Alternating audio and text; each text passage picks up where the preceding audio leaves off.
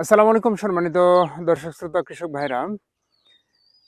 ১০৮ ধান, ব্রি ধান ১০৮ বড় মৌসুমের একটা মেগা ভ্যারাইটি জাত। চিকন কাটারি বা মিনিকেট বা জিরা ধানের অনুরূপ যে ধানটা, এই ধানটা জীবনকাল যেহেতু ১৫০ থেকে ৫২ দিন, একটু সময় বেশি নাই। কিন্তু আরেকটা বিশেষ বৈশিষ্ট্য এই ধানের আমাদের জেনে রাখা উচিত, সেটা হচ্ছে ধানটা তুলনামূলক আগাম বের হয়ে যাবে, শীষ বের হবে, কিন্তু পাকতে নির্দিষ্ট সময়ে সে পেকে যাবে, অর্থাৎ ১৫০ দিন পরিপূর্ণ সময় নিয়ে থাকে। কিছু বালা মুসিবত একটু এক্সট্রা লেগে যেতে পারে, যেমন ধানের গান্ধী পোকা প্রথমে হয়তো বের হওয়ার পর গান্ধী পোকার আক্রমণ হতে পারে, একটা বিষয়। দ্বিতীয় একটা বিষয় হচ্ছে এই ধানে কিন্তু ব্যাকটেরিয়াল পেনিক্যাল ব্লাইট, আমি আবার বলছি, ব্যাকটেরিয়া জনিত শীষ মরা, যেটা পেনিক্যাল ব্লাইট, এইটা এই ধানে বেশ বেশি আক্রমণ করে এবং এই জাতে পেনিক্যাল ব্লাইট এর প্রতি সংবেদনশীলতা আছে, গত ২ মৌসুমে দেখেছি। সুতরাং আমরা মাঠ নিবিড় পর্যবেক্ষণ করে এই পেনিক্যাল ব্লাইটটা নিয়ন্ত্রণ করার চেষ্টা করব।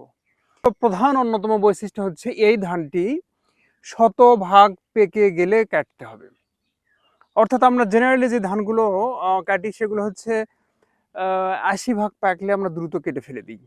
আর এই ধানের আমি আবার দেখাই আপনাদের একটা ছড়া। এই দেখেন, এই ছড়াটা অনেক বড় ছড়া, শতভাগ পাকা হবে, অর্থাৎ ধানের শীষের গোড়ার নিচ পর্যন্ত যখন পেকে যাবে, শতভাগ ধান একটাও ঝরে পড়বে না, ধানের শীষ থেকে খুলে পড়বে না। সুতরাং শতভাগ যখন পাকবে তখন আমরা কেটে আমরা মাড়াই করব, তাহলে এটার আমরা কাঙ্ক্ষিত ফলন পাবো। মিনিমাম ৮ থেকে ১০ টন পর্যন্ত ফলন পেতে পারি। সুতরাং এই বিষয়গুলো আমরা সতর্কতার সাথে খেয়াল রাখবো এবং আমরা প্রতিনিয়ত পেনিক্যাল ব্লাইটটাকে কন্ট্রোল করার চেষ্টা করব। দেখবো যেন কোথাও পেনিক্যাল ব্লাইট যেন না আক্রমণ না করে। যদি কোথাও আক্রমণ করে থাকে তাহলে সেখানে 2 টাইমস স্প্রে করতে হবে। কেমন? যেমন ব্যাকটাফ, কিমিয়া অনলাইন, ব্যাকট্রোবান। ফুল ঝরে গেলে কপার জাতীয় ছত্রাক নাশক বা ব্যাকটেরিয়া নাশক আমরা স্প্রে করতে পারি। সুতরাং আমরা খুব সতর্কতার সাথে এই ১০৮টাকে যদি ঘরে তুলতে পারি তাহলে ফলনও ভালো, বাজার মূল্য কিন্তু অনেক ভালো। খুব সতর্কতার সাথে আমরা এই জাতটি আমরা মাঠ থেকে উঠানোর চেষ্টা করব। ধন্যবাদ সকলকে। আসসালামু আলাইকুম।